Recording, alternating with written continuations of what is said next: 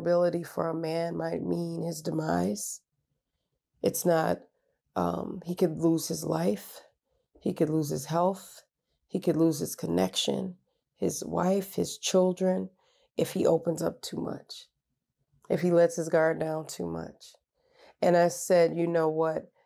Invitations to have hard conversations are necessary, especially in polygyny. Warning, viewer discretion is advised. The content, viewed as an educational material you are about to experience, could challenge your belief, trigger strong emotions, and frankly, piss you off.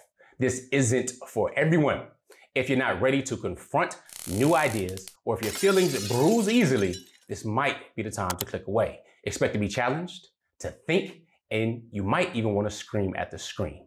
Proceed with caution, and remember, you chose to be here. Let's get it. Assalamu alaikum, peace. It's Fatimah, Coach Fatimah, 1/3 of Outstanding Personal Relationships, and co-author of the new book, Let's Talk Polygyny Uncensored. Now, in this video, I want to talk about trust. And many times I've been asked personally, okay, how did you regain trust in your husband after he got married in polygyny? How did you know you could trust him with your heart again, with your children, with your emotions, with your physical being, finances, anything under the umbrella of trust in a marriage? And I had to think about the steps I took. And that one of the steps that I took, and I really didn't know how to package it verbally then, but one of the major things that I did was think a lot about what I said to him, what I didn't say, like conversations I didn't invite him into, although I wanted to have him. I had to learn that a lot of people need an invitation to talk to us. You know, I had to learn that men are afraid too. And they might not say, you know what, I'm afraid I'll lose you, or I'm afraid this is going to happen if I marry again. I had to realize that the world of men and how they experience us sometimes is locked away in this protected space. And they might not show us that because vulnerability for a man might mean his demise. It's not, he could lose his life. He could lose his health. He could lose his connection, his wife, his children, if he opens up too much, if he lets his guard down too much. And I said, you know what? Invitations to have hard conversations are necessary, especially in polygyny. You know, we know it's something that's important in marriage and monogamy, but especially in polygyny because your husband has the dual role of knowing all the information from all his wives. In Islam, it's up to 4. For clarification, if you're new and if you might not know that fact, but up to 4 wives. He's got not the burden, but the honor of knowing everything. And I don't want to know everything. It's not my business. I like to stick to my business, but that which affects our family as a whole, and that which affects me and in my marriage specifically. And I'm saying me because I'm the one doing this video, but I'm just one part of 2 people participating in my monogamous marriage to Coach Nazir. If it doesn't affect me, and if my co-wife doesn't share it with me, specifically something like a doctor's appointment or something that physically might be going on with her, or a death in her family, that she wants to share with me, I don't pry and ask her a bunch of stuff that doesn't concern me. So I treat it just like I would do a friend of mine. She wants to talk about something, by all means. If she doesn't, by all means. But with that being said, she knows the boundaries of the conversation. She has her boundaries, I have mine, and they're very similar.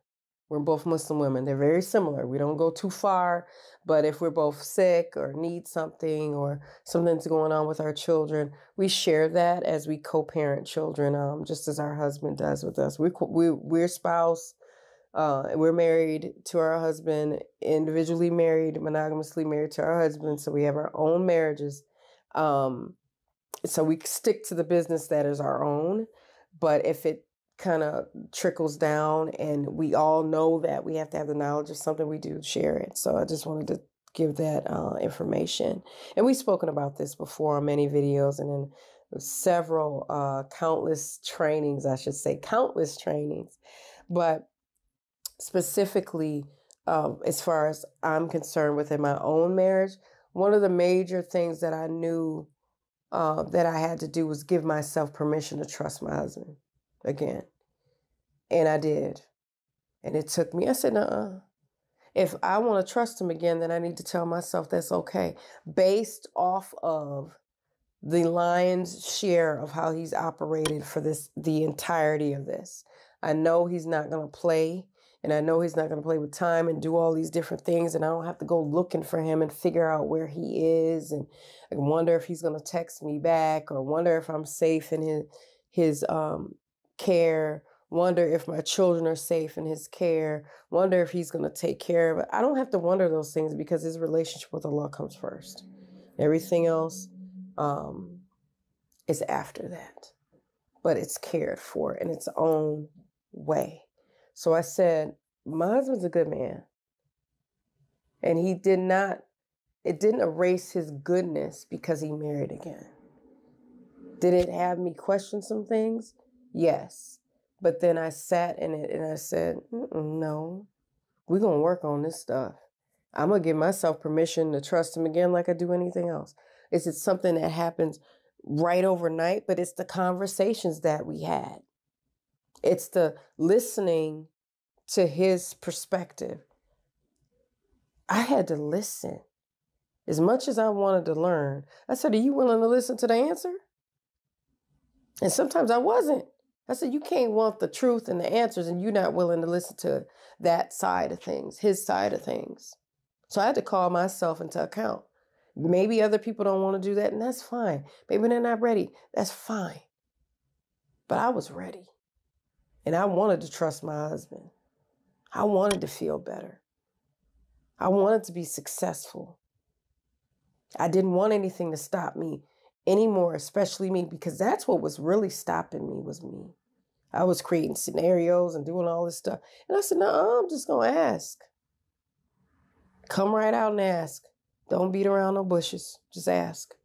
Because, see, I thought beating around the bush kind of softened the blow and kind of, I'll just bring it up and I'll just kind of ease it to, nope, bring it on. Ask. And then I'll answer. And that's the beauty of the relationship I have. I learned to just ask. And then go, okay. And then understand that if there were something was to change, that we'd have the discussion, because we didn't have the discussion before. So I took account in that, okay, I want all this discussion, but then you're not ready for the answers. What is somebody supposed to do with that? Nothing. You can't do anything with it. So I decided to take the reins, and then I was going to do something about my part in it and ask questions. One of the questions can be, I want to know if I can trust you. And somebody has every right to say, I don't know, or no, or I wouldn't, or yes. And I know this was difficult, but we're going to go through this together. That's beautiful. But the first conversation I ever had to have was with me. The permission to trust again had to come from me. Because another person can say it all they want. It's up to you whether you want to believe it or not. And I said, why would he stop being good now? Why wouldn't there be any goodness now? Why would he abandon all the good deeds he's done up until now? Why would there be such a polar change in him now? Did some things need fine-tuning? Yes. And I know I needed some. The way I was set up, I knew I needed some heavy work. And I had to be willing to go through the pain of it and do the heavy lifting. So to make a long story shorter but not longer, giving yourself some grace and some permission to trust again, and having the hard conversations that don't need to be hostile is of great importance. in your marriage, and specifically in marriage and polygyny. Getting clarity matters, and it's okay. But just know, just as much as we want to talk and be heard, our husbands want to talk and be heard as well. Because we're the ones that are the wives. So society tends to kind of come for us a little bit more for staying or coming into the marriage or wanting to be in polygyny, supporting a husband that's in polygyny. Oh, they got time. But I have to think about that and evaluate, what does society do for me other than judge me? That's what they do. But remember, a hater is your best marketing team, because they're going to constantly talk about you. They're going to constantly promote you with their negativity. Well, oh, PR, who was that? Oh, this fool and his two stupid wives. You know, okay, let me go over here and check that out. Then let me see if they're stupid. So that's the part that cracks me up every time. They just keep talking. So with that being said, guys, I'm gonna end and close out this video. Make sure that you guys are subscribed to our channel. Hit the notification bell so that you're always notified when we upload. And follow us on Facebook and here on YouTube at Outstanding Personal Relationships, and on IG at Outstanding Relationships. You can follow us over there. We go live there as well, and on YouTube and Facebook. So you want to make sure that you're in the know every time we upload, and watch all the videos. We have over 500 videos worth of content right here on this channel, and you'll notice that some of your questions that you might have will be answered within here as well. So within the comments, let's put healthy intentions down in the comments if you've made it this far in this video. I'm going to rock out with some GLC. Make sure you're growing intentionally, loving fearlessly, and connecting on a higher level every day. I'll see you in the next one. Assalamu alaikum. Peace.